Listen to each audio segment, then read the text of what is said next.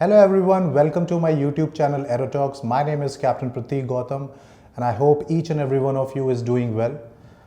So as you would have seen in my first video that I really focused on the idea of developing clear thought process among aspiring pilots so that they make better choices in their journey to become a pilot. So आज का जो topic है basically it's a step into that direction. Before talking anything about pilot as a career, first and foremost, we need to understand that what is the minimum eligibility criteria to become a commercial pilot in India. It's a very important topic for an aspiring pilot to clearly understand each and every aspect of minimum eligibility requirement before starting on his journey to become a pilot so that he does not waste his time later on. There is no point कि आपको बाद में जाके पता चले कि आप pilot नहीं बन सकते हो because of some shortfall or some other reason. And there is nothing worse than seeing somebody's dreams getting destroyed or not getting fulfilled.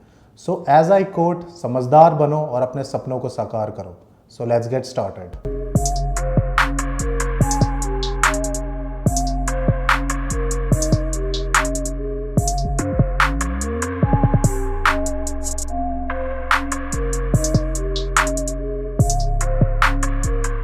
Before talking about eligibility criteria, let's first understand that what is a commercial pilot. Commercial pilot is a pilot who is hired to operate an airplane for transportation of passengers, cargo, or for any other commercial purposes. Aviation industry can be divided into two parts: defense services and civil aviation. Pilots are recruited in defense services under Indian Air Force, Indian Navy, Indian Coastal Guard, Indian Army and Aviation Research Center. To become a defense pilot is entirely a different topic, and so we are not going to discuss anything about it. Civil aviation in India can be divided into three parts: scheduled carriers, non-scheduled carriers and general aviation. Scheduled carrier consists of domestic and international airlines such as Air India, Vistara, Indigo Airlines, Emirates. Non-scheduled carriers consist of Reliance, Tata and Adani. Next is your charter flights, state government aviation. Next is general aviation, which is quite vast in some countries and provide a lot of opportunities for pilot. It consists of flying schools, aerial surveying, search and rescue, firefighting, bush flying. So in order to work in civil aviation in India, a pilot needs a commercial pilot license or a higher license such as airline transport pilot license. These licenses are issued by DGCA after completing the entire pilot training, which we will discuss in the next video. DGCA, which is also known as Director General of Civil Aviation, is a civil aviation authority of India which controls and regulates civil aviation in India. Its responsibilities includes DGCA responsibility is to create civil aviation requirements and rules, issuance of license to aviation personnel such as pilots, aircraft maintenance engineers, etc. Permits to operate airline, establishing and maintaining airports, auditing of airlines and flying training organization, dealing with flight safety and air crash investigation, and many more.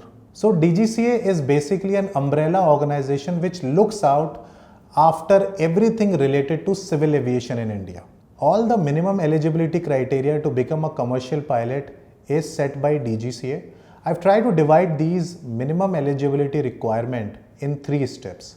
First is your minimum education qualification. Second is your minimum and maximum age.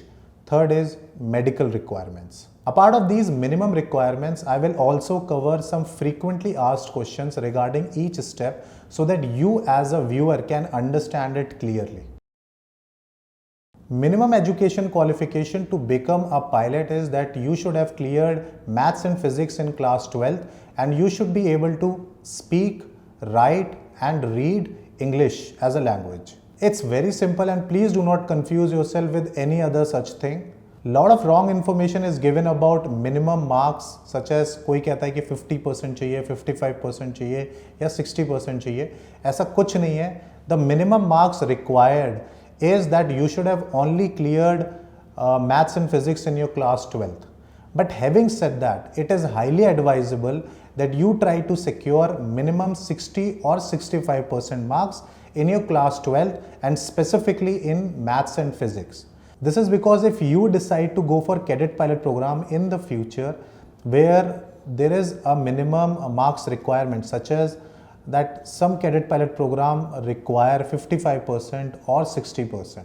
So if you have secured 60 or 65% above marks, then you are eligible for all the cadet pilot program which is available in the country. So now let's discuss some frequently asked questions so that you can understand properly. Question number 1 would be that can you become a pilot if you had commerce, biology or arts in your class 12th?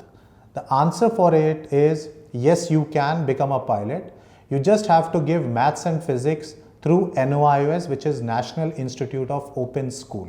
It is located across the country. It conducts examination biannually, that is in April and September, and it also conducts on-demand examination. आपको वही subjects के exam देने हैं जिसकी requirement है, जैसे कि if you already have maths, you have to give only physics, and if you do not have both maths and physics, you have to give maths and physics both. Lot of people ask that, sir, do we have to give all the subjects of class 12? No. Please try to understand, do not confuse yourself. Only requirement to become a pilot by DGCA is that you should have maths and physics. And if you are from any of the stream which I have stated above, you only require maths and physics through NOIOS. Question number 2 would be, can I become a pilot if I have done 3 years of diploma after class 10th? The answer to this is yes, you can become a pilot provided you had maths and physics in one of the years of your diploma. Like if you would have maths and physics as a subject in first year or second year or third year. So you need to show into your mark sheet that I had maths and physics, or you need an equivalency certificate from the organization from where you have done diploma stating that the candidate has studied maths and physics in the diploma which you have done.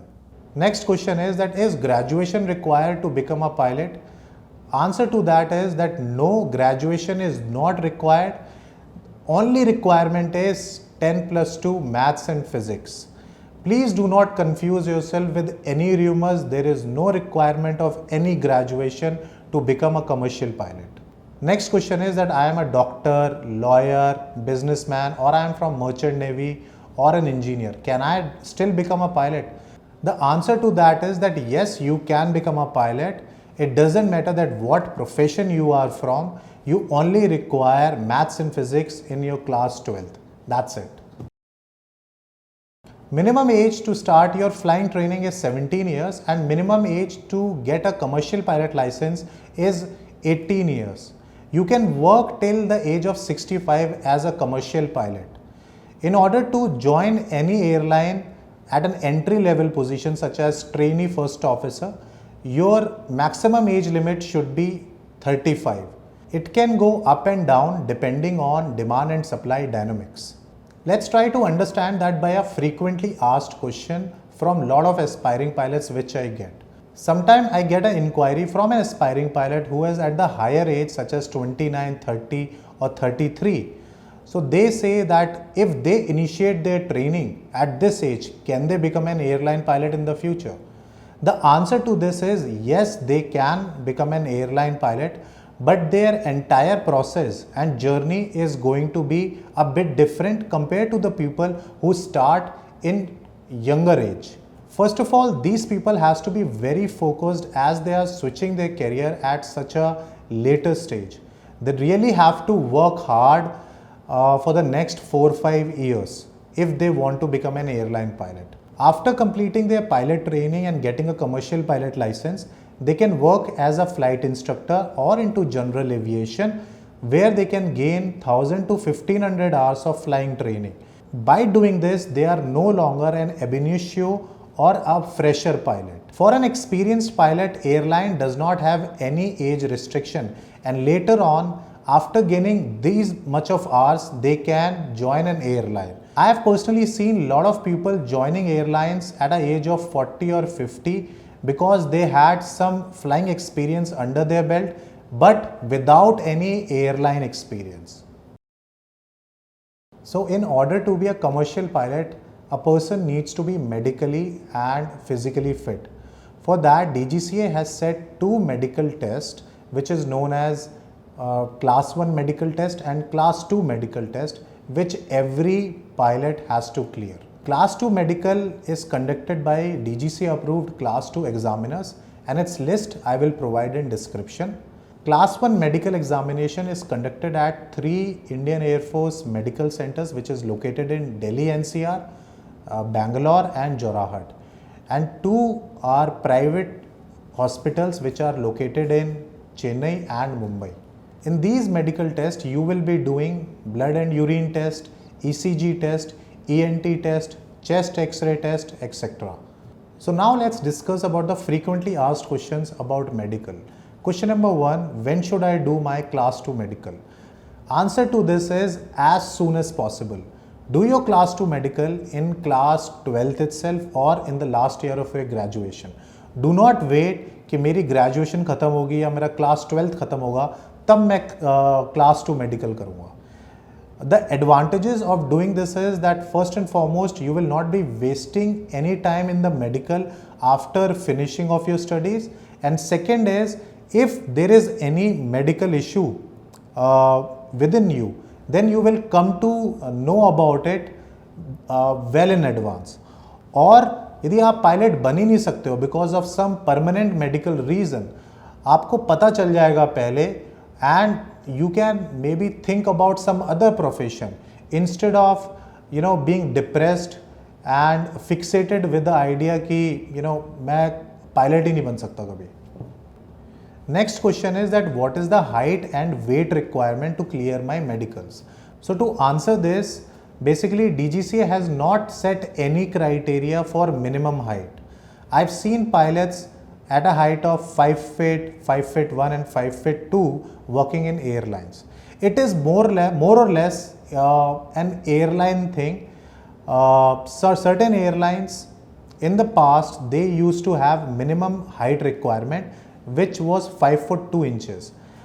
These airlines used to operate Boeing 737, but I have not seen these requirements within airlines who operate Airbus A320.